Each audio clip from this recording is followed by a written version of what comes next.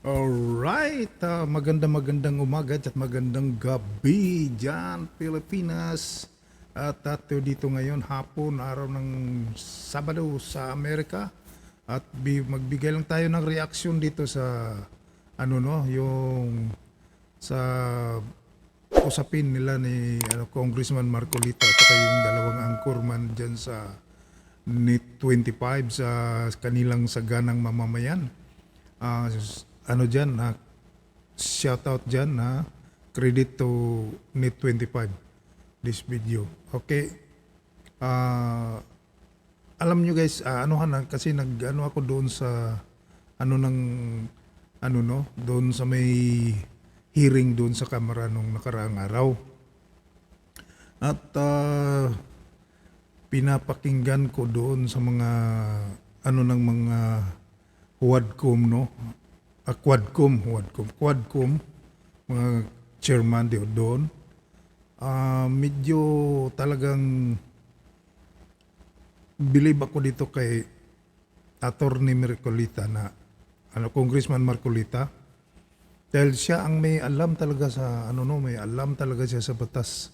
Tsaka kudos na rin sa atin ng medyo may natutunan din tayong mga niya dahil po sa punto niya doon sa mga reaksyon at saka mga opinion, komento niya doon sa Quadcom na hearing na tungkol doon kay PRRD na nangyari nung anong pitsa yun na 11 ata. Kung di ako nagkamali. So, 12. Ano bang araw yung 12? Anong araw yung 12 na yun? Sa na yun? Martes. Tama. Nung Martes. Oo. So, eto, papakinggan natin itong ni Congressman Marcolita, guys. At saka nga pala guys, wag na natin talaga i-kampanya ko talaga to si Marcolita dito sa At saka sa mga natin diyan, sa mga supporter natin diyan, kung sino-sinong wag na nating kung sino-sino pang anuhin natin, wag na nating sayangin ang mga boto natin, isama na natin sa baluta itong si Congressman, sa pagkasenador si Congressman Marcolita. Okay guys, pakinggan natin tong ni attorney. Yung mga reaksyon niya at saka opinion niya dito. At siya nga pala, shout out dyan sa mga followers natin ha. Maraming salamat sa inyo. At pasensyahan nyo na at ito, bihira na lang tayo makapag-reaksyon dahil sa sobrang busy natin sa trabaho. At ito ang reaksyon natin dyan. So yun po. Pero noong nakalipas na Martes, Kong at Nelson, meron ding bagyo na tumama po sa Kamara de Representante. Partikular na po sa pagdinig ng Quadcom, Kong. Ang tanong nga ng marami, bakit? Yun yung pagpunta ko na Subic eh. Ganun ho ba? Oo. Kasi nung binabasa ko yung mga balita, ay ipinagpaliban ng Quadcom yung November 13. Opo, At tama sinabi kayo. nila, i-reset natin ng ng November 21. 21, yes. Makalipas ang ilang oras, bumaligtad na naman, sabi ng gano'n. Teka muna nga niya, ibalik na natin sa November 13. Kaya hindi ko malamang bakit na nagkaganon, samantalang nakapagpalabas na sila ng notice, nagawa pa rin nilang ibalik sa November 13 dahil ang sabi nila, talagang darating si dating Pangulong Nag-confirm nga raw po. Rodrigo Duterte. Kasi tuloy man daw o hindi lang, ang attraction yun. Kasi sinuspend na ang sabi ng Pangulong Duterte, hindi nyo ituloy man ninyo, talagang pupunta sila ng batasan, Kong. Kaya mukhang minarapat na rin po yata ng Kamara na ipatawag ang ilang mga miyembro at opisyalis ng Quadcom. Pero ang dami yung tatanong kaya sabi nila, Kong, bakit hindi na po kayo dumadalo sa Quadcom? Gaya nung pagpunta ng Pangulong Duterte, na-expect nila na kayo ay nandun, Kong Unang-una, nandun nga ako sa Subic. Kasi alam ko, November 21, na-reset. Reset. At nung nagsisimula na yan, ay halos nandun na kami at papunta na kami nung Zambales. Opo. Hindi na kami makakabalik. At kung kahit babalik ako, hindi ko alam kung ano pang aabutan ko. Hindi ko naman alam na... Tinuloy pa rin nila. Hindi ko naman alam na itutuloy hanggang madaling araw. 12 ng ating gabi po natapos Nako. Oo nga, kasi resume yan. Nako, kung nagkataon talaga nga nandoon si Congressman Marcolita, sigurado talaga tayo dyan guys na yung sa mga supporter ni sa mga DDS dyan, sigurado talaga tayo doon na talagang may mga malilikturan at saka mabibigyan ng ano yung mga lalong-lalo na nagaling-galingan diyan ng mga congressman na akala mo wala na silang wala na kumbaga sila na lang lagi ang nasusunod sa nila sa kamara diyan na kumbaga nagmamagaling sa pa ng diyan nagmamagaling. Oh. Kung nagkataon lang nandoon si Congressman Marcolita, sigurado diyan mayroon talagang maraming mga lilikturan na parang mga estudyante na tuturuan kung paano ang ng batas. Okay? Tuloy natin guys. Yan dyan ay madaling araw yung mga alas 5, alas 6 So ano ang kabuuang report tungkol dyan sa naganap na yan, Jen? Well, ano na nga po, may nagsasabi ng iba na, naku, para bagang naisahan ng Pangulong Duterte ang mga opisyalis ng Quadcom. Ang sabi naman ng iba, hindi, parang nag-isa at mukhang marami anyang inamin ng Pangulong Duterte na pwede daw gamitin kaso laban sa kanya, Kong. O, dahil iba't iba yung mga nagkukomento eh. Opo, mayroong iba't ibang mga komento, may pro, may anti, kung ano man ang kanilang pinapanigan, ay mukhang sinasabi nilang, naku, yari na, huli na ang dating Pangulong Duterte. Isa po sa mga dapat siguro matalakay at ma-discuss natin, Kong, yung binabanggit po ng isang mababatas, napunta ho kayo ng Batangas, lalo na po yung kanyang sinasabi, yun daw anya mga naging pahayag ng dating Pangulong Duterte ay parang ituturing na extrajudicial confession. Bakit daw? Kasi sa mga pahayag daw po ng Pangulong Duterte ay una, sinasa kanyang pagsabing Hindi, ano ba yung pinahayag ni Pangulong Duterte? Isa-isahin natin. una po, yung sinabi niya kinukuha niya ang lahat ng full legal and moral responsibility sa naganap ng mga pagpatay, yung war on drugs sa kanyang administrasyon, Kong. Alam mo, hanggang ngayon, hindi kasi sila maunawaan eh. Kung ano ang ibig sabihin nung kapag sinabi niya na inaako ko po lahat ang legal and moral responsibility. Opo. Kasi magkapangulo ka dyan at sa iyong mga balikat ay nailagay yung pananagutan, nailagay mo sa magandang kalagayan ang lahat ng iyong mamamayan. Yan yung pananagutan mo sa ilalim ng ating saligang batas. Opo. Yung general welfare clause dyan ay Di ba? Magkaiba talaga ang yung mga tunay na abogado, yung mga dekalidad na abogado. Kumbaga, alam na alam nila yung alam nila yung kung paano yung ilatag yung mga patanong sa tungkol sa at saka pagsagot. Kailangan mo talagang diyan, may alam. Yung mga nagdudung-dunungan diyan, wala. Mahirap talaga. Kaya ito, pakinggan natin tong ni attorney.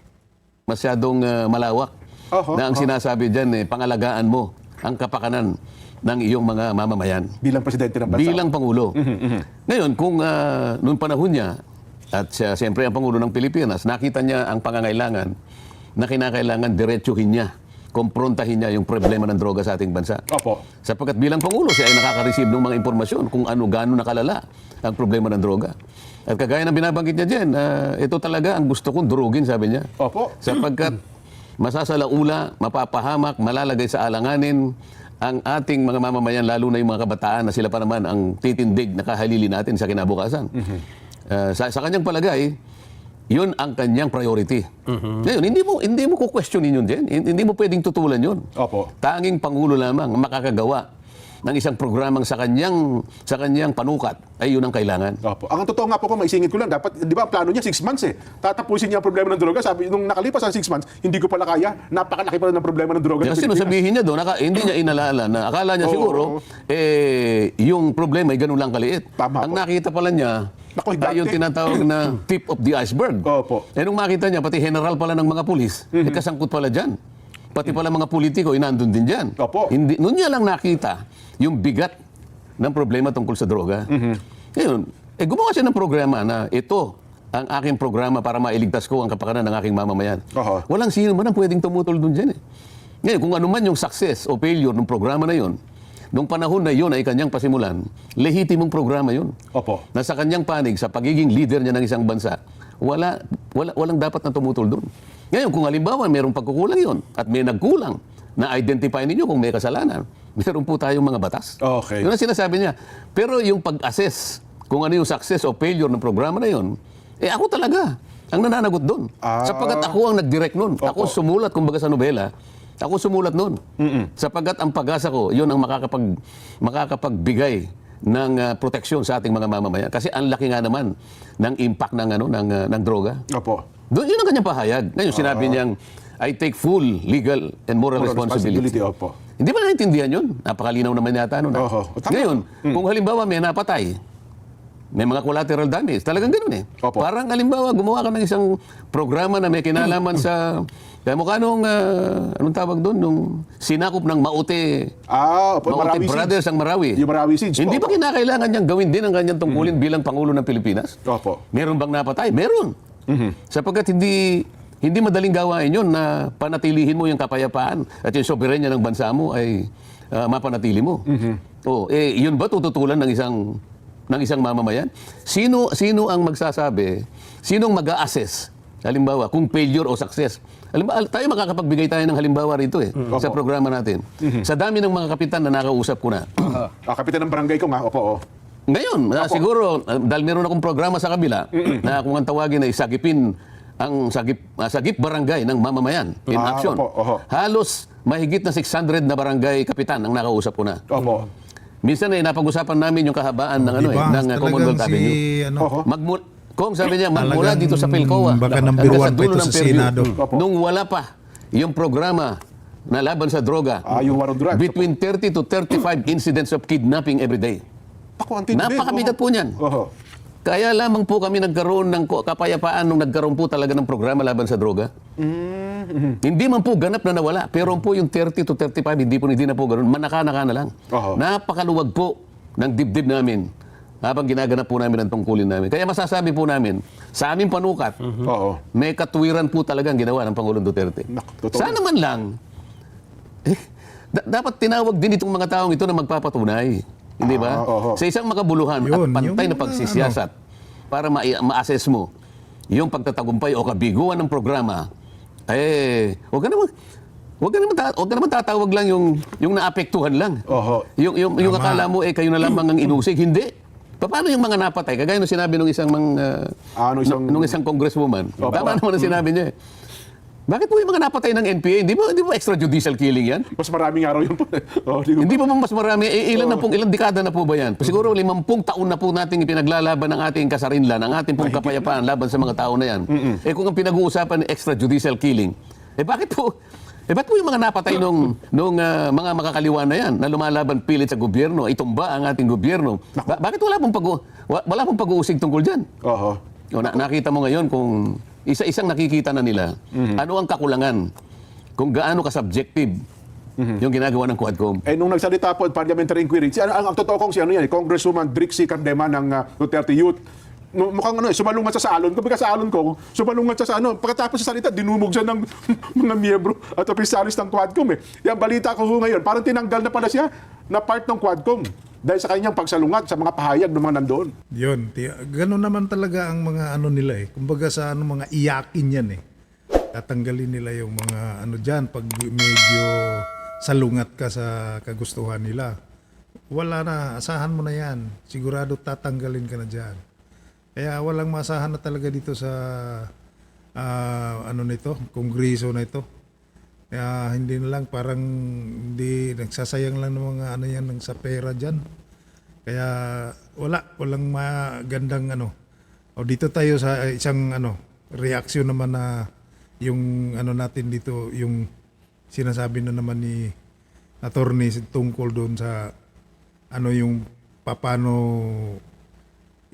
pinaliwanag niya lahat yung mga magandang doon. Pakinggan natin to.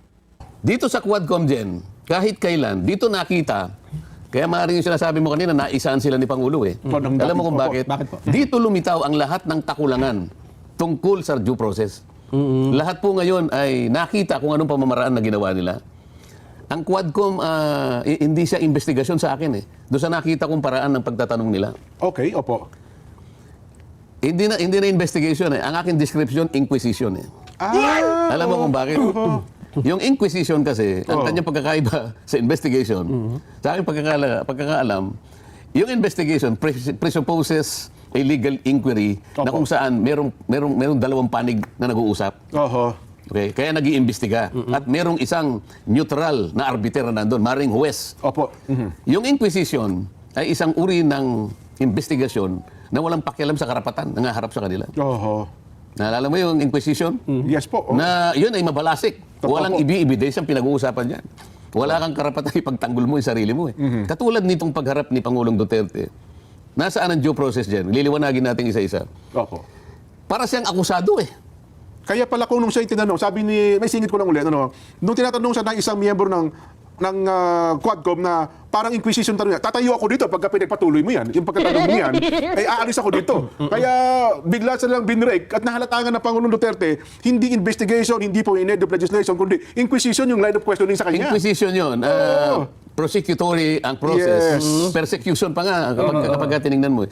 Kasi sa tunay na korte dyan, meron kang sariling abogado magtatanggol sa'yo. Opo. Pati yung mga ginamit nilang witnesses na kunwari ang tawag sa kanila ay resource person. Opo. Pero sa nangyari, dahil nakita ko rin talagang lahat ng kinuha nilang testigo o sa resource person, talagang may galit lahat sa dating Pangulo. Opo. Nakita mo, meron silang ginamit na affidavit nung Colonel Garma. Yes. Meron silang ginamit na affidavit nung isang Las Canas kang Opo, pinag-pinag- Lascana at saka si Matubato. Oo. Paano papayagan ng korte yun dyan? Sa tunay na korte, hindi papayagan yun. Bakit? Unang-una, kinakailangan i-present mo muna yung tao sa korte at susumpa siya na siya may gawa nun. Ayun. Bago mo nung affidavit magamit na yun. yun, oo. Bago mo magamit yun, laban dito sa taong inaakusa mo. Oh, Tama, di ba? Lalo-lalo na sila sa kanya, wala din dyan. Kaya tama talaga yung ni Duterte na ni Attorney Marcolita na kailangan talaga yung tao nandyan nakapresenta. Kaya ipaliwanag niya lahat ng mga natin. Kaya malaking bagay talaga sa atin itong mga taga-subaybay dito sa na tong hearing na to. Paano po kung sworn affidavit nila na panampaan niya sa harapan ng abogado? Di ba? Hindi kasi ihaharap kasi nung kanyang abogado, pero bago niya mamarkahan na isang ebidensya yun, dadaan ka sa proseso. Ayun. Kung halimbawa nasa prosecution siya, meron ka ba kanyang affidavit na ginawa tungkol sa iyong pagpapahayag? Kasi ngayon pinapayagan na yung judicial affidavit Opo. para lang mapadali yung paglilitis. Susumpa ka ngayon. No. Oho. Harap ka sa korte. Nasaan ba yung Las Canas? Dumating ba yung Las Canas? Wala po. Pinanumpaan ba niya yung affidavit na ginamit ng isang ano pangalan, Luis Tro? Opo. Oh. Congresswoman Luis. Abogada siya. Pero sa totoo lang, nakalimutan niya na hindi niya pwedeng gamitin yun. Maling-mali yun eh. Iharap mo muna yun. Lumang affidavit ata yun doon parang sa Senado pag ginamit. Ipalagay na natin. Oo. Palagay na natin. Hindi ka nga korte eh. Kasi kung sa korte, yun ang tunay na pag-observe ng due process. Ayun. Para sa ganun, hindi masurpresa yung kalaban mo eh. Yung abogado ngayon, kung meron mga abogado, tingnan mo, wala kang abogado si Pangulong Duterte. Oho. Kung meron siyang abogado at tunay na korte ito, mag-object na kagad dun eh. Your Honor, there is no basis. Nasaan po yung Las Canas? Hindi po natin alam kung pirma po niya yan. Yan po Xerox yung copy po yan. affidavit, oo nga. I want to see the original copy or the certified true copy. Aabutin ka ng sari-saring objection bago mo magamit yung affidavit na yan. Kung tunay kang abogado, hindi mo gagawin yun eh. Ngayon, walang abogado na pipigil doon sapagkat hindi binigyan ng abogado si Pangulong Duterte. Ang tanging abogado, sanabi sa kanya, your only role is to give advice as to the right of your counsel, of your client. O itatanong mo, Hindi ka pwede mag-object yung abogado. hanggang saan po Yung right. ang aking pagganap sa tungkulin ko na pagbibigay ng kaukulang advice sa aking kliyente? Hanggang saan po? Pwede po ba akong magtanong o mag-object kung sakali pong ang tanong po ninyo ay mali? Wala. Walang Hindi ganun. pwede. Hindi pwede yan po. Wala. Paano ginamit mo ko kay Garma? Kaya nga ang gusto ko kung ako'y makakadalo ron isang araw, ang una kong cross-examine. Kasi alam ko, tunay na korte cross-examination na yun. Yes po. Oo. Gusto kong suriin yung affidavit ni Colonel Garma. Bago natin magamit. Bago natin magamit, testingin muna natin kung yung pagkakagawa ng affidavit niya ay totoo. Kasi merong requirements eh. Halimbawa, extrajudicial confession yun eh. Ang isa sa mga requirements para sa isang legitimate na extrajudicial confession kagaya ng affidavit, kailangan kanya the confession must be voluntary. Okay. Opo. O, halimbawa, nandiyan sa harap natin si Colonel Garma. Colonel Garma, nung pong gawin ninyo itong affidavit ninyo, di ba nakakulong kayo? Opo. Nakadetain po kayo eh. Sa kamera. Okay. Ito po yan. Simple lang. Paano po ninyo ako makukonvince at ang aking mga kasamahan na ginawa po ninyo ito ng buong puso? Voluntaryo. Na voluntaryo. Oho. Eh, nakakulong po kayo eh. Di ba pinipigil kayo? Nakapiit kayo eh. Yun, Oo tama. nga. Wala po kayo sa kalagayan na pwede kong paniwalaan na ginawa nyo ito voluntarily. Nakakulong ka eh. Sa isang neutral ground. Hindi gano'n. Kahit na po grade 1, maaari niyang isipin. Oo. Huwag na po bilang isang abogado. Nakakulong ka, di ba? Wala ka Paano pala. mo sasabihin voluntary? At sa pangalawa, it must be made with the assistance of a competent and independent counsel, preferably of the confessant's choice. So may tumulong po bang abogado? Oho. Opo. Sino nagbigay ng abogado sa'yo? Binigay po sa akin ng Secretary General. Eh, hindi yan ang tingin na gusto mo. Yan ba Kung pinili ikaw mo? ay kukuha ng abogado, yan ba pipiliin mo? Sa totoo lang. Wala ka pa kakilalang abogado? Meron po. May pinagtitiwala? Meron po. Ba't di yun ang ginawa mo? Oo nga naman. Mga ganito lang.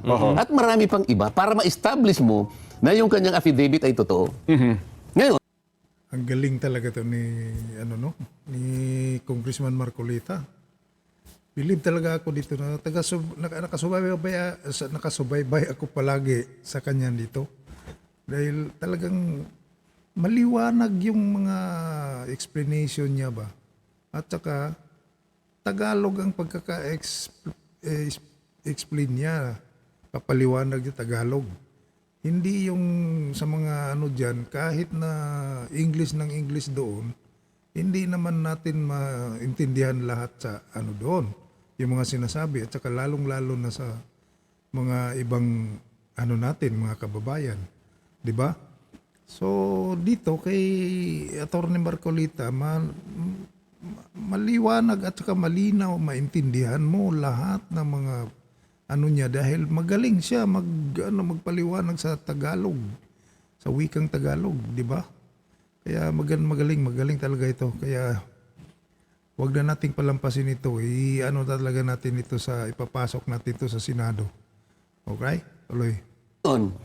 punta tayo doon sa Wala kang abogado ang Pangulong Duterte. Sinadya niya sigurong ganun para lamang makita ng buong daigdig kung paano ang ginawa sa kanya. Oho. Pero paano po yung appearance? Sabi kasi nag-enter ng appearance yung tatlong abogado. Wala nga siya sa posisyon Ayun. na idepensa si Pangulong Duterte kagaya ng pagdepensa ng isang tunay na abogado sa harap ng korte. Oho. Sapagkat ito ay hindi korte, kagaya ng sinasabi natin, si Nelson yata ang nagsabi, nagkukunwa silang korte. Iba yun eh. Iba yung korte sa nagkukunwang korte. Walang due process eh. O ano pa yung isang requirement ng due process niya? Kung pinag-uusapan ay criminal law. Meron kang karapatan, i-confront mo yung nag-a-accuse sa'yo. Paano niya i-confront yung Las Cañas? Sabihin mo nga sa akin. Paano niya i-confront yung nag-appear doon sa Suma? Sierto ata ang pangalan. Opo, yun. Question niya yung Alam mo kung nandun lang ako, magkakagulo kami ron eh.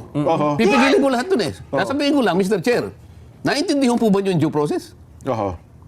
Paano po ginagamit ni Congressman Luis Tro ito pong affidavit na Las Cañas?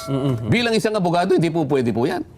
Wala pong nag-authenticate dito na iyan po ay nanggaling talaga kay Las Cañas. Nasaan po yung pirma niya? Ba't di po dumating dito? Ba't po nyo gagamitin yan? Laban sa kanya. Wala siyang pagkakataon na i-confront si Las Cañas. Ano pong nangyari rito? Ang nangyari po, anong tawag doon sa korteng yun? May tawag kayo sa korteng gano'n eh. Kangaroo court. Kangaroo court po nangyari. Kaya ang tawag po dito, inquisition. Inquisition. Nako. Isang pagdinig, isang pag-iimbestiga na walang puwang ang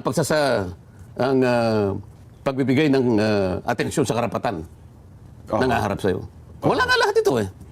Ayun. Kaya pala nung questionin ng dating Pangulo, yung asyerto, sabi ni dating nasaan po yung asyerto? Bakit po hindi humarap yan?